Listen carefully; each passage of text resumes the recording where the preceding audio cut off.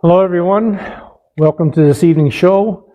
We are going to do another Smorgesboard, stuff that I always find very interesting and I am looking forward to it. Anyways, we will get right back to that in a second and jump right into today's subject matter.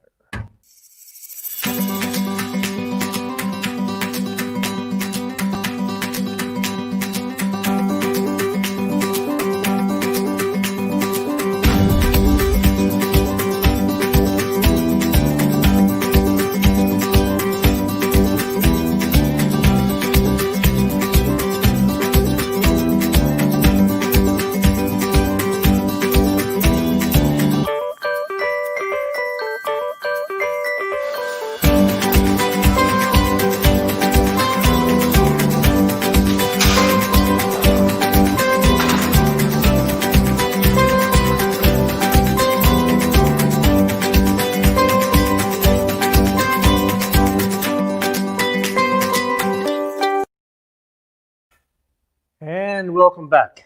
My name is Perry Larrabee and I am the host of this show and I am the CEO of Bull Fierce Training. Hope everybody is doing fine. We're sitting here, what is it? Wednesday the 28th. And I don't know about where you are, but I'm hoping. Anyways, there seems to be a lot of tension out there. There's almost to the point of being rioting there, people thinking, having the idea that it's possible that their clubs are going to get shut down again. I know that in some parts, some parts of Canada, they've actually implemented this already or put further restrictions on. Just another case in point, it might be definitely for those that can afford it, it's going to be in your best interest to look into getting some equipment. Okay. Try to find whatever you can get, because I don't think we're going to get past the inevitable shutdown happening again. And sadly, I think it'll even happen for longer than it did the first time. So if that's the case, many gyms are going to shut down and maybe never ever reopen again. They're definitely receiving a lot of heat on the subject matter, because people are complaining that it is essential to them, essential to their well-being and their health. I personally think it's a bunch of bullshit that they're shutting down the gyms at all. Really, there's so many case in points of when transmission does and does not occur. Anyways, we don't make the rules, sadly, because it would be totally different. And we'll just have to wait and see. Meanwhile, train as hard as you can while you can. And maybe we'll get lucky. Maybe this will all blow over and everything will be, all tickety-boo again. What else? Okay, so I mentioned to you people a while back that I'm going to be doing another show. I just turned 60 last July, and I haven't been on stage in quite a while. Still been training. Definitely had a lot of medical tragedies happening in my life. Dealt with them. One which will be long-term, which isn't going to go away. Basically took 2 years out of my life, and 2 years out of my training, 2 years out of my business, 2 years, and basically, left me to rebuild again. But I did, minus most of my pancreas, unfortunately. And but I'm looking forward to it. My training's been going very well, and I had set myself a goal mark. Originally, I was going to actually compete in October, but because of COVID, but the shows have been rescheduled, and there's a show coming here in Edmonton under the WNBF, and it is on May 29th. So as of tomorrow, it'll be 7 months exactly. So what I did in the last 6 weeks, because like many of you, I lost 4 months worth of training. So I started back when I could. I think it was July or August we got to start training. I started making some of the gains back, which for me were very hard because I had lost 2 years of gains. I went from 230 pounds to 169 pounds. Anyways, and then devastated again to have to lose more during COVID. But I built myself back up to a certain point, and I made myself a decision. I said, I'm going to get myself into good condition. I'm not going to get myself in complete show condition, but I'm going to put in a definite effort over the next 6 weeks, and that's where I'm going to start my 7-month progression to the show. And what I want to do was basically do, a semi kind of diet for a show, maybe 70-80% of what I would normally do. Still trained hard. I still trained on the HIIT program, so I didn't alter that at all. And I'm quite happy. I mean, I started out that process. I was 218 pounds when I started that. And I'll weigh myself once again tomorrow. I'm actually doing a little mild carb depletion, carb up. So today's my last night of the carb depletion. I weighed in today at 202 pounds. And I would expect I'm probably going to be coming into, and what I'm doing is I'm going to actually do a photo shoot here on Saturday. It takes keep those records and basically do a catalog. And I expect I'll probably be about 205, 206, somewhere around there once I carb up. And I am going to be doing basically a continual video presentation and picture presentation on air here. I may or may not release those pictures that I do this weekend. I haven't decided. Unfortunately, I may or may not have posing trunks here on time. I didn't even think about that. I do have basically, some men's type of thong underwear, so to speak, but they don't really have a back in them. And I'm not a big fan of displaying pictures to people in public as they do in many of the Facebook groups. It's not really my style, but we'll see what I have to do here because I do want you to see, get a good idea of what it's like, when someone has 40 years of training behind them, doesn't use any gear, just trains hard, has been through several different tragedies, on 3 different occasions, been on my deathbed, and just to show you what you can do if you decide to put your mind to it. So I'm looking forward to doing that for you and having you. I'm also booked a DEXA scan for Friday afternoon. Now, I'm going to talk a little bit more about, body fat measurements and that. I talked to you about it before, and I said to everybody, they're not the be all and end all, and they aren't. Well, what they do is, and of all the ones other than hydrostatic weighing, which most people do not have access to, which is the gold standard, they'll give you a starting point. And of the ones that are available there, the DEXA scan is probably one of the better ways.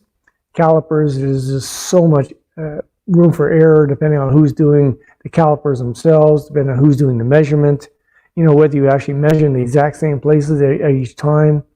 There's so much that can go wrong. But what they do is they give you a good baseline of where you are and how you go up and down. So that's what I'm using it for. I'm going to get an idea where I am. So, I think many of these methods are good within a couple of percentage. I would give them within a couple of percentage, maybe 3, depends.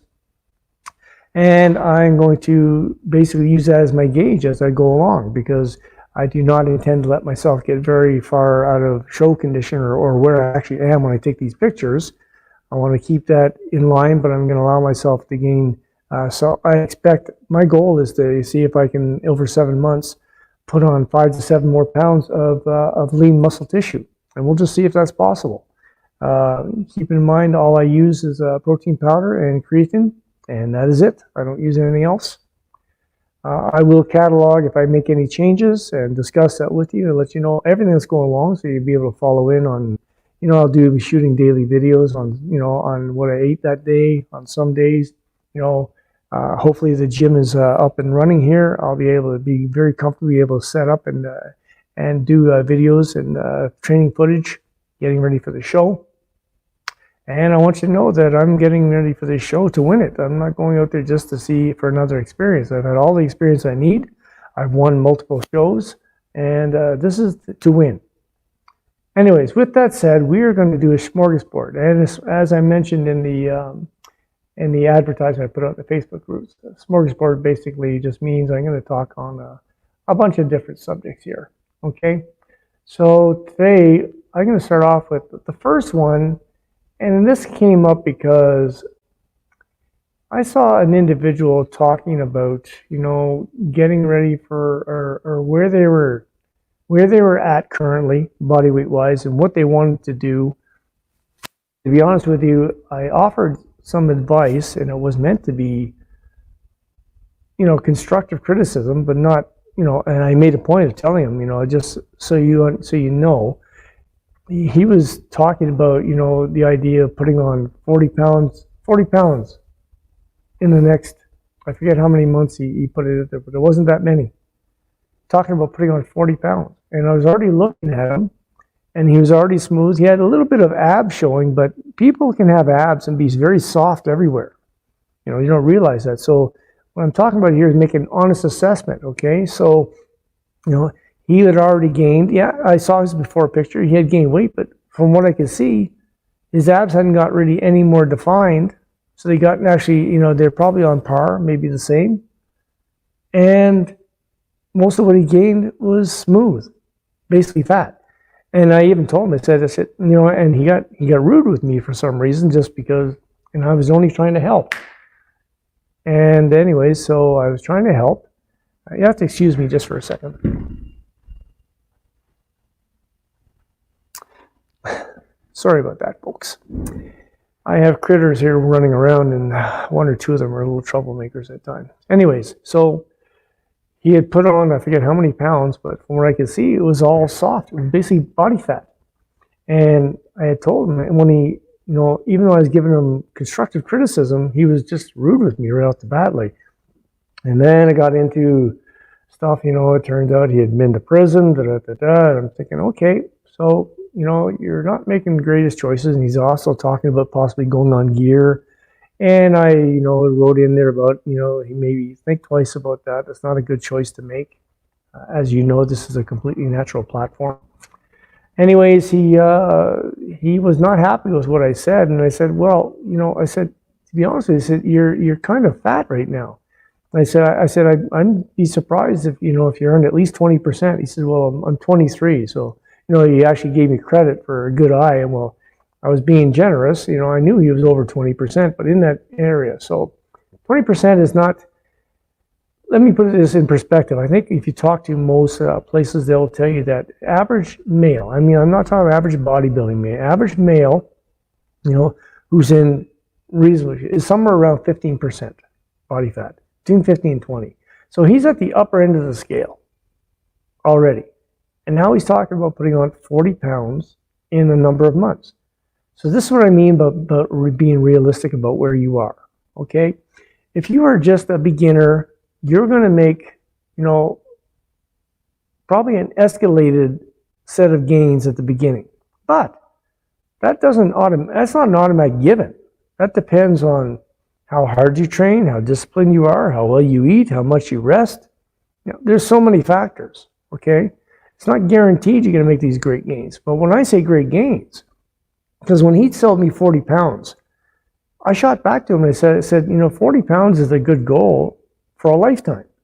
I said, if you gain 40 pounds of lean muscle tissue, you know, if you have if you're normally 180 pounds or whatever, and you know, and you're in reasonable shape at that weight, and you go to 220, or you're 160 and you go to 200, that's a damn big change, folks.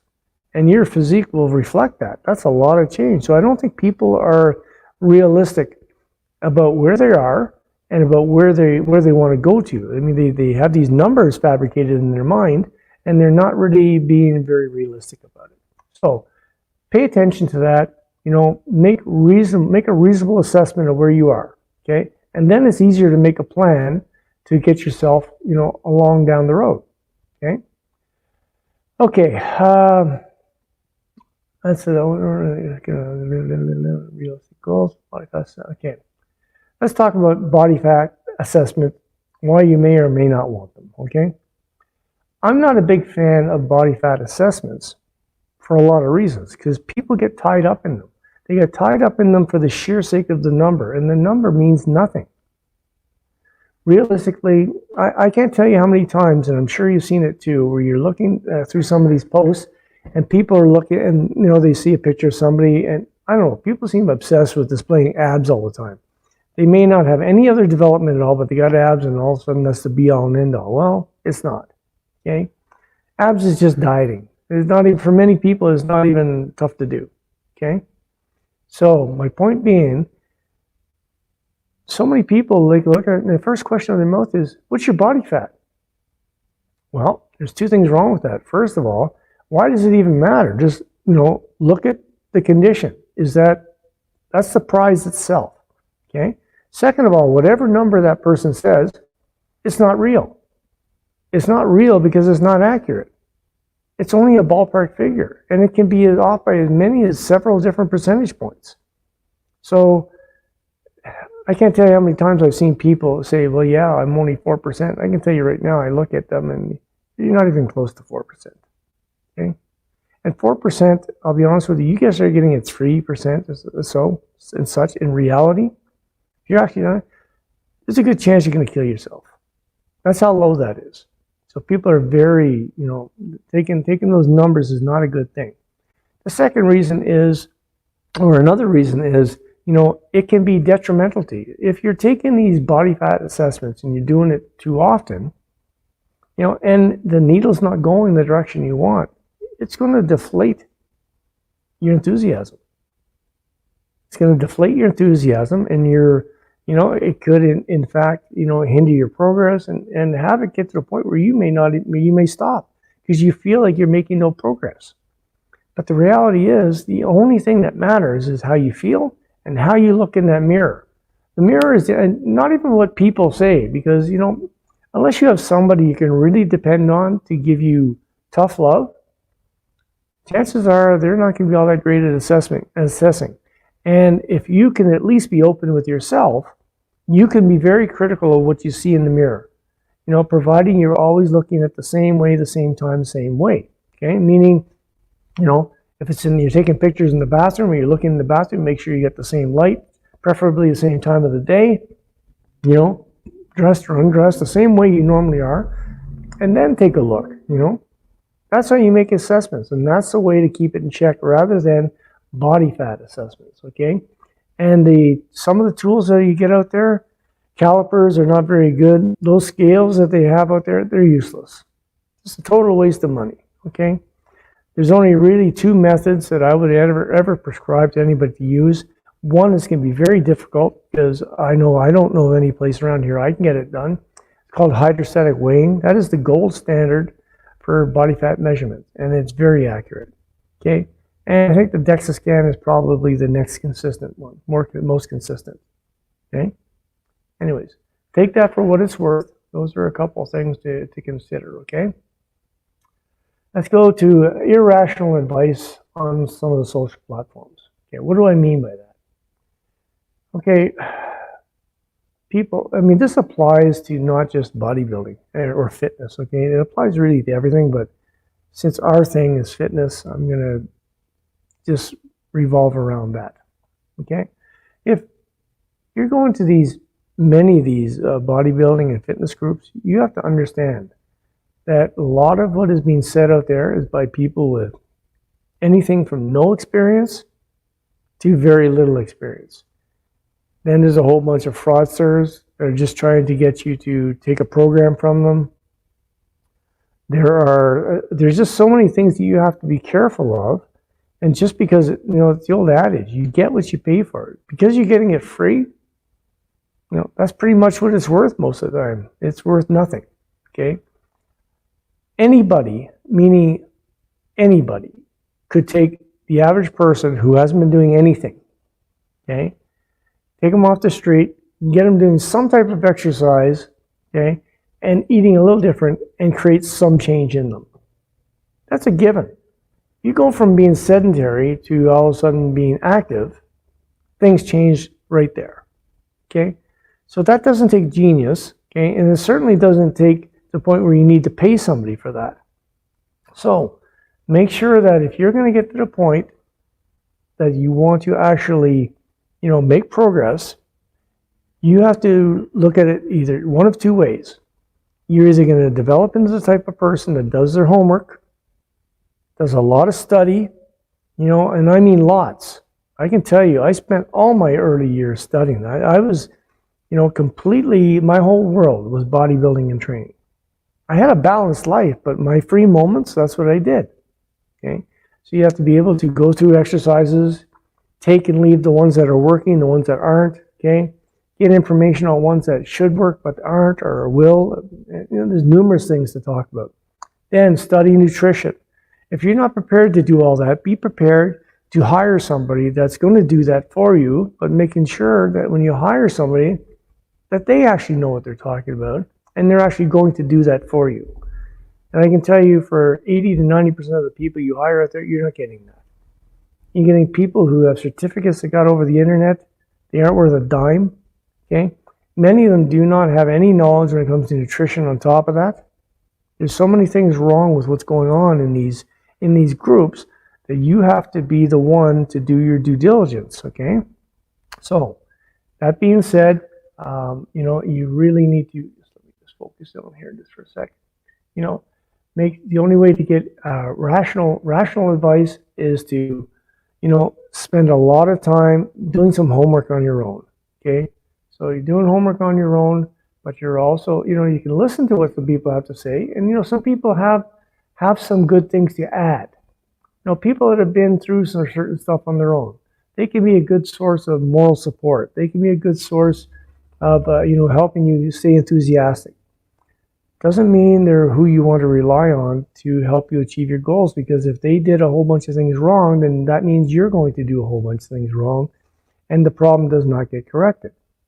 Okay? So keep that in mind, okay? Just something, you want to avoid it as much as you can, okay? Let's talk about another thing. When or if you should compete. It's funny,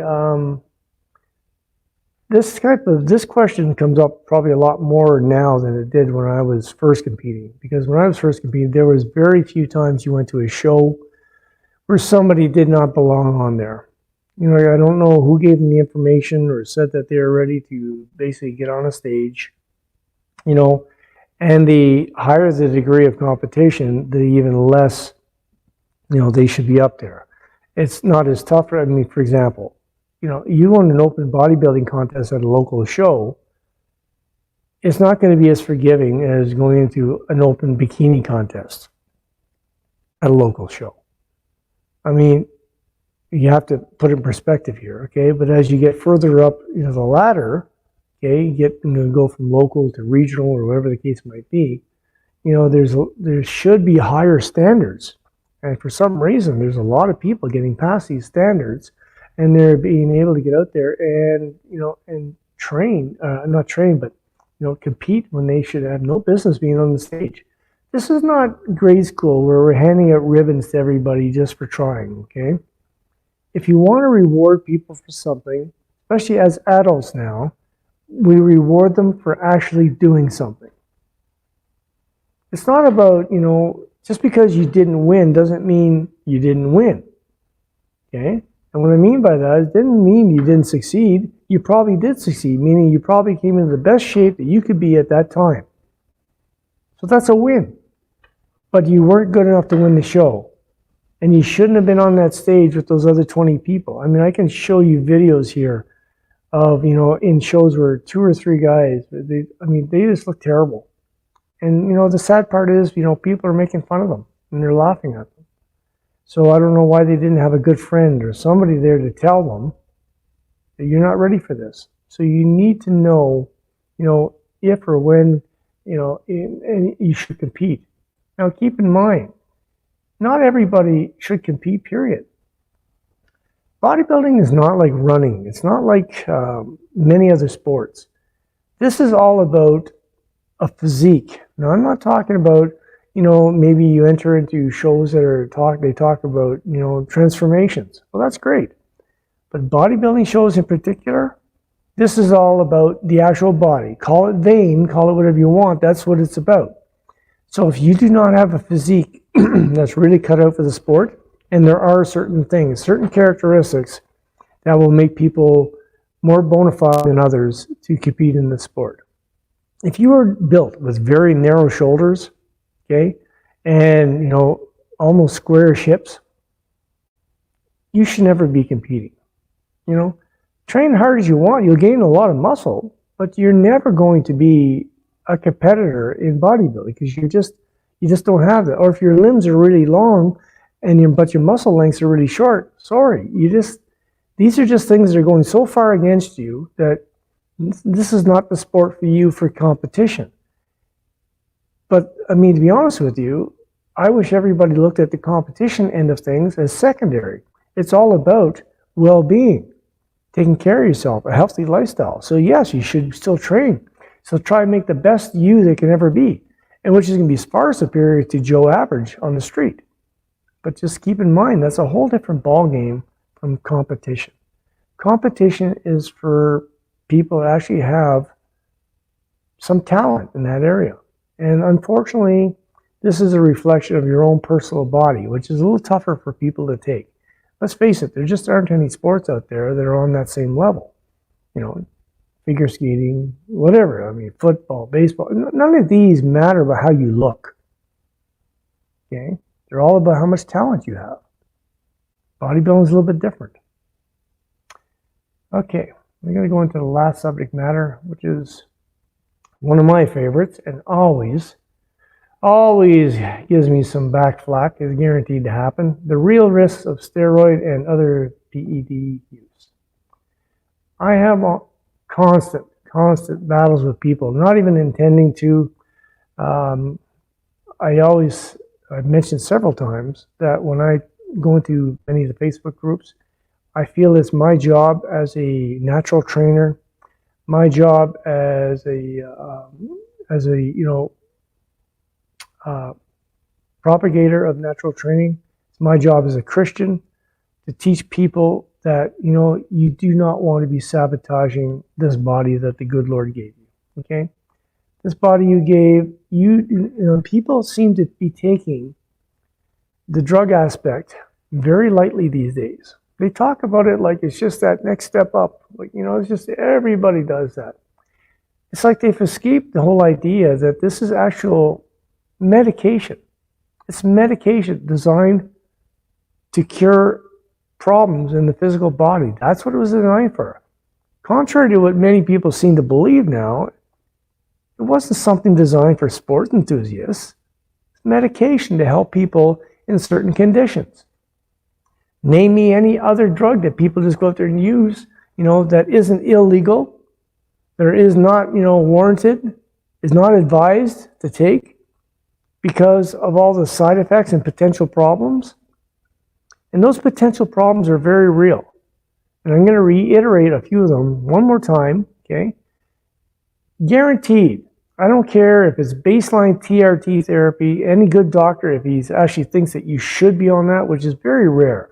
Because why is there such a high incidence of it in the sport world here?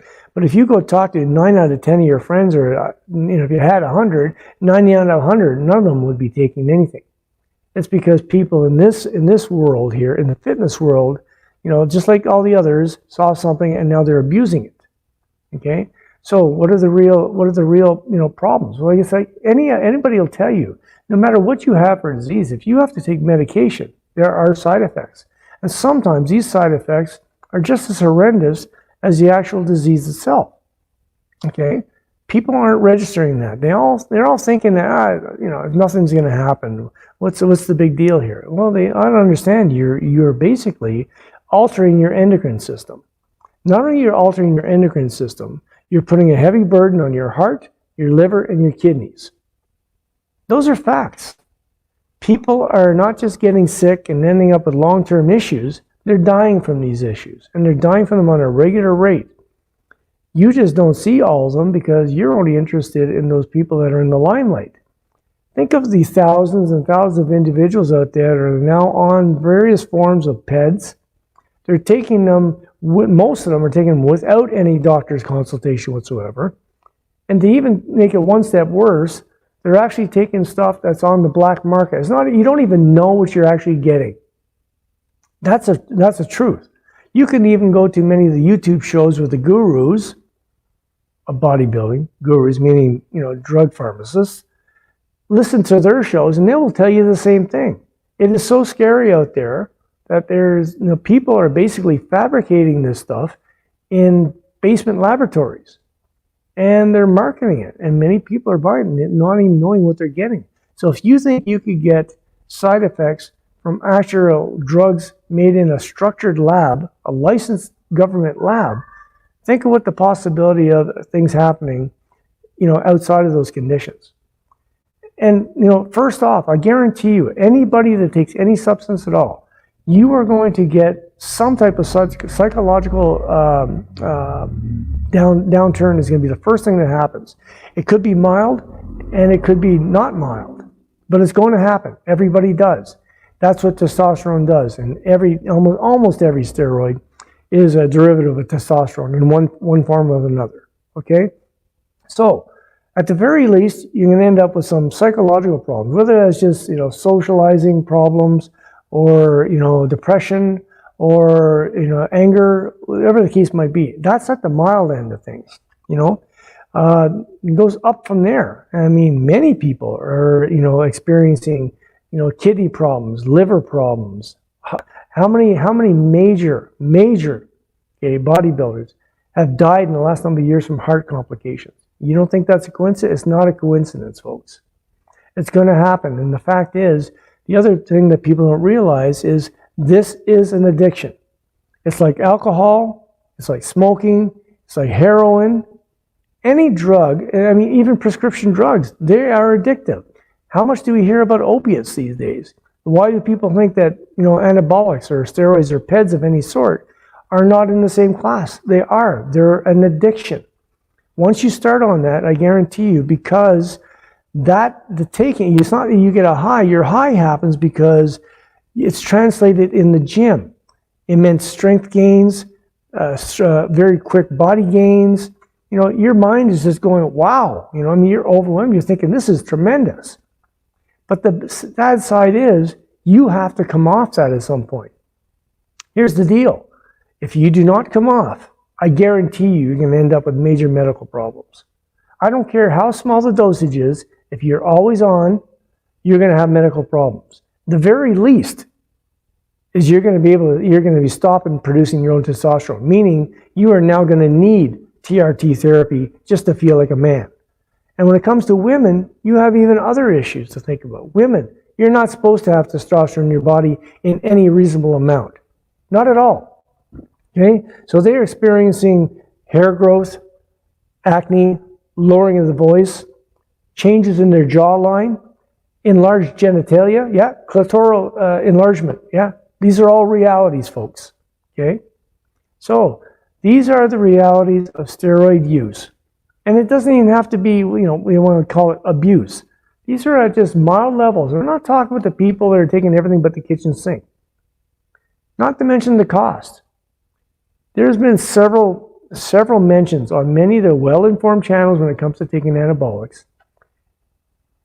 At a regional level, at a provincial level, we're not talking about the big pros, because the pros is probably way, way more. But I can guarantee you that they're all talking at minimum of like $8,000 to $12,000 to get ready for a show. I laugh at that. I'm thinking, I couldn't even afford to do that if I wanted to do that. So what does that lead to? For many people, it leads to another change in lifestyle, meaning a very immoral lifestyle. Some of them, turn to prostitution. Some of them turn to, selling drugs, stealing. A lot of various, not great lifestyles associated with high levels of drug intake. And that goes across the board for all types of drugs. It translates into other areas of people's lives. Anyways, that's the smorg for today. Once again, what's happening here? So yeah, I'm hoping that everybody's gym is going to stay open, and if not, start your preparations, get whatever equipment you can. Follow along. I'd love for you to join me here, right on YouTube, every Monday, Wednesday, Friday at 6 p.m. Mountain Time for The Way It Is Naturally. And if you're interested in coming on the show to talk about a subject, or come on to a spotlight show, inspire others, and that's what that show is all about. Spotlight shows, but people talking about some big transformations they made in their life. Share that with people, inspire them. Okay, get in touch with me. So you can get in touch with me, through comments on YouTube.